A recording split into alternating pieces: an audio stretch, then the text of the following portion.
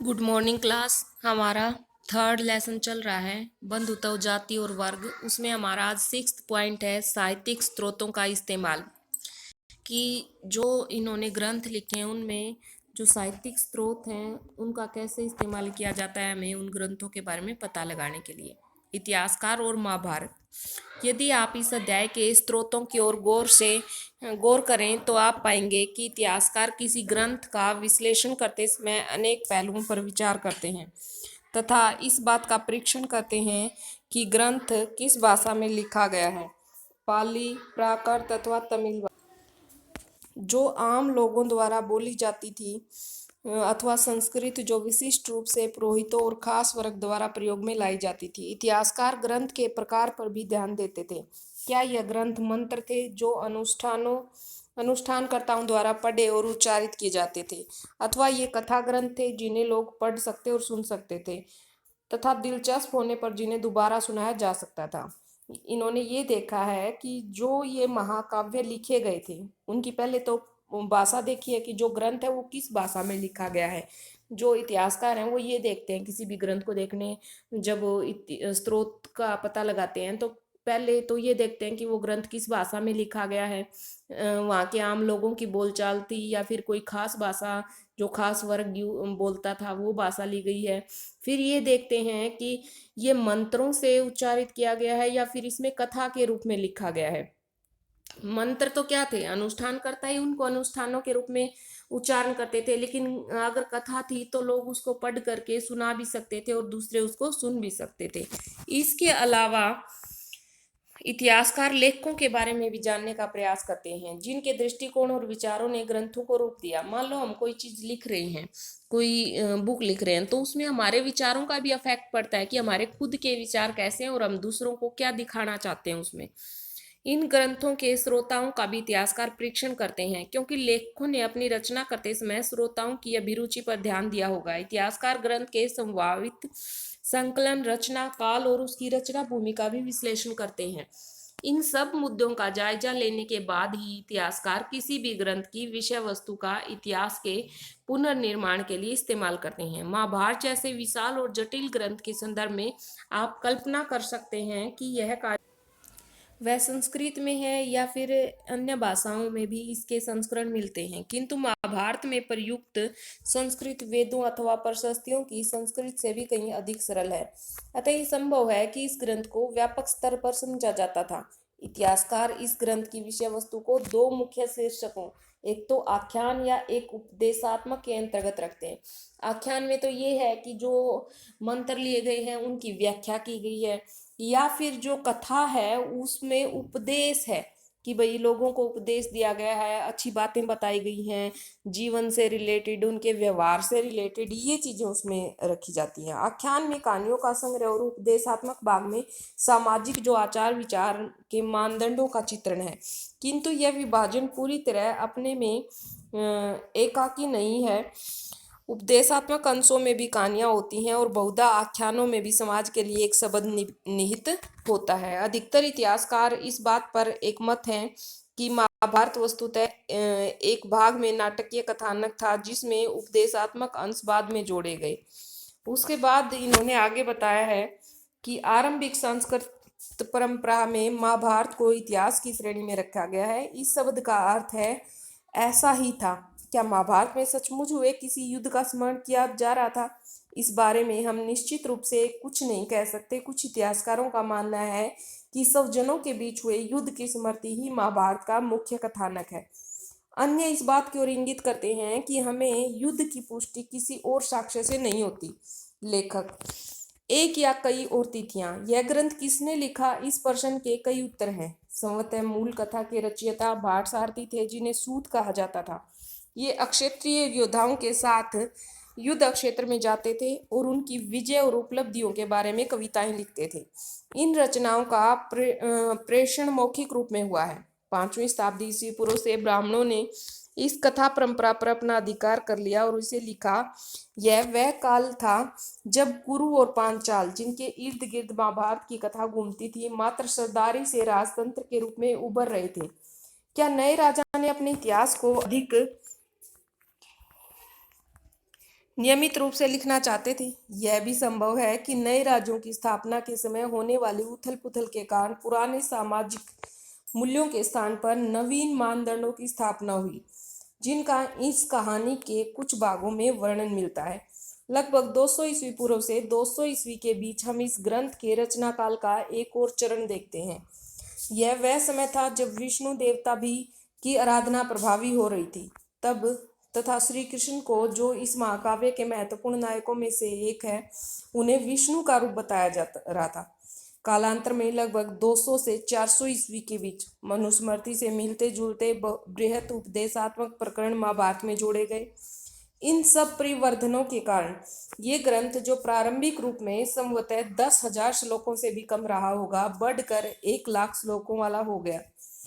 साहित्यिक परंपरा में इस बृहत रचना के रचयिता ऋषि व्यास माने जाते हैं।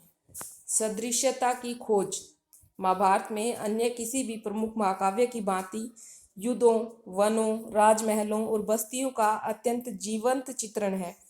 1951 से 52 में पुरातत्ववेत्ता बीबी लाल ने मेरठ जिले के हस्तिनापुर नामक एक गांव में उत्खनन किया।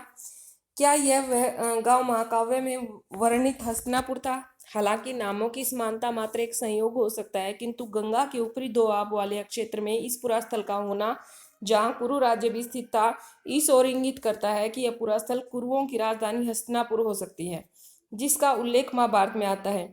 बीबी लाल को यहाँ आबादी के 5 स्तरों के साक्ष्य मिले हैं, जिनमें से दूसरा और तीसरा स्तर हमारे विश्लेषण के लिए महत्वपूर्ण है।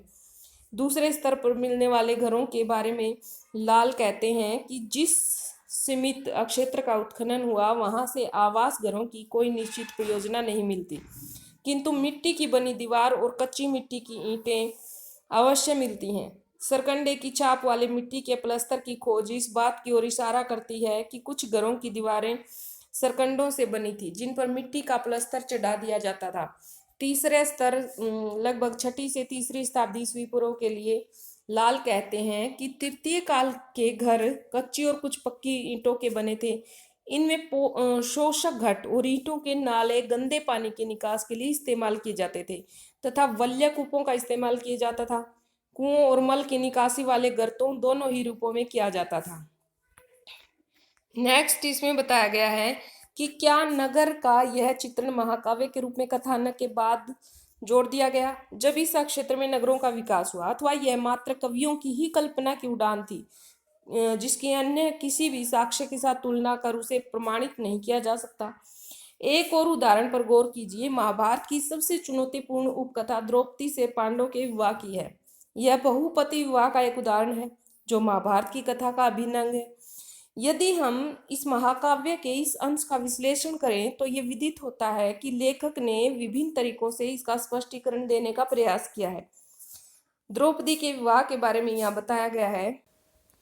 इसमें बताया है कि पांचाल नरेश द्रुपद ने एक स्वयंवर का आयोजन किया, जिसमें यह शर्त रखी गई कि धनुष की चाप चढ़ाकर निशाने पर तीर मारा जाए। विजेता उनकी पुत्री द्रौपदी से विवाह करने के लिए चुना जाएगा। अर्जुन ने यह प्रतियोगिता जीती और द्रौपदी ने उसे वरमाला पहनाई। पांडव से लेकर अपनी माता कुंती के पास गए, जिन्होंने बिना देखे क्या कह दिया कि भाई जो भी चीज लेकर आए हो तुम, वो 5 बांट लो। जब कुंती ने द्रौपदी को देखा तो उन्हें अपनी भूल का एहसास हुआ, किंतु उनकी आज्ञा की अवहेलना नहीं की जा सकती थी, और बहुत सोच विचार के बाद युधिष्ठिर ने यह निर्णय लिया कि द्रौपदी उन 5 की पत्नी होगी। जब द्रुपद को, यानी कि द्रौपदी के पिता को ये बताया गया, तो उन्होंने इसका विरोध किया, किंतु ऋषि व्यास ने उन्हें इस तथ्य से अवगत कराया कि पांडव वास्तव में इंद्र के अवतार थे और उनकी पत्नी ने ही द्रौपदी के रूप में जन्म लिया था। अतः नियति ने ही उन सब का साथ निश्चित कर दिया है।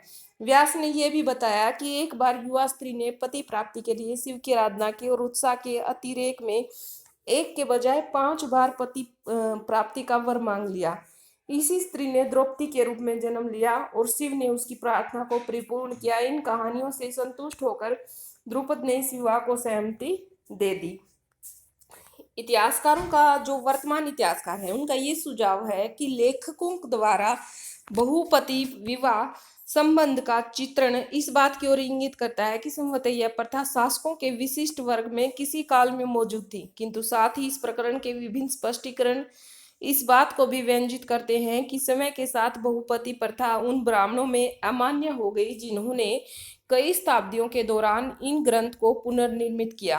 कुछ इतिहासकार इस तथ्य की ओर भी ध्यान दिलाते हैं कि यद्यपि ब्राह्मणों की दृष्टि में बहुपत्नी प्रथा अमान्य और अवांछित थी, यह हिमालय क्षेत्र में प्रचलन में थी और आज भी है। यह भी कहा जाता है कि युद्ध के समय स्त्रियों की कमी के कारण बहुपति प्रथा को अपनाया गया था। दूसरे शब्दों में कहें तो संकट की स्थिति में इसे अपनाया गया था। कुछ आरंभिक स्रोत इस तथ्य की पुष्टि करते हैं कि बहुपति प्रथा न तो एकमात्र विवाह पद्धति है और न ही यह सबसे अधिक प्रचलित थी। फिर क्यों इस ग्रंथ के रचनाकार ने इस प्रथा को महाभारत के पात्रों के साथ अभिन्न रूप से जोड़ कर देखा? हमें यह बात ध्यान में रखनी चाहिए कि सृजनात्मक साहित्य की अपनी कथा संबंधी जरूरतें होती हैं जो हमेशा समाज में मौजूद वास्तविकताओं को नहीं दर्शाती हैं। ये क्वेश्चन मेन है, आता भी है तुम्हारे ये पॉइंट कि महाभारत एक गतिशील ग्रंथ है, व्याख्या कीजिए। महाभारत का विकास संस्कृत के पाठ में के साथ ही समाप्त नहीं हो गया। शताब्दियों से इस महाकाव्य के अनेक पाठांतर भिन्न भिन्न भाषाओं में लिखे गए। ये सब उस संवाद को दर्शाते हैं जो उनके लेखकों, अन्य लोगों, समुदायों के बीच जो हुए। अनेक कहानियां हैं जिनका उद्भव एक क्षेत्र विशेष में हुआ, जिनका खास लोगों के बीच प्रसार हुआ, वे सभी इस महाकाव्य में समाहित कर ली गई हैं। साथ ही इस महाकाव्य की मुख्य कथा की अनेक पुनर्व्याख्याएं की गई हैं। इसके प्रसंगों को मूर्ति कला और चित्रों में भी दर्शाया गया है। इस महाकाव्य ने नाटकों और नृत्य कलाओं के लिए भी विषय वस्तु प्रदान की है। इस महाकाव्य की पुनर्व्याख्याओं में मुख्य कथा वस्तु को बहुत ही सृजनात्मक ढंग से प्रस्तुत किया है और हम ऐसे ही एक उदाहरण का उल्लेख करते हैं। महाभारत के एक प्रसंग का रूपांतरण समय समायिक बंगला लेखिका महाश्वेता देवी ने किया है, जो शोषण के विरुद्ध अपनी आवाज उठाने के लिए प्रसिद्ध है। इस उदाहरण में उन्होंने महाभारत की मुख्य कथा वस्तु के लिए अन्य विकल्प खोजे हैं, उन प्रश्नों की ओर ध्यान खींचा है जिन पर संस्कृत पाठ पूर्णतः मुख है। तो इस प्रकार की अन्य कथाएं इसमें दी गई हैं और बताया भी गया है कि ये गतिशील ग्रंथ है। इसमें ऐसे साहित्य और ऐसे पात्र लिए गए हैं जो आज भी ऐसे लगते हैं कि ये जीवित हैं और सामने ही प्रदर्शित हैं। सो स्टूडेंट्स, हमने आज हमारा लेसन कंप्लीट कर लिया है और नेक्स्ट लेसन हम कल शुरू करेंगे। आई होप आपने साथ साथ नोट्स भी कंप्लीट कर लिए होंगे। Thank you, have a nice day.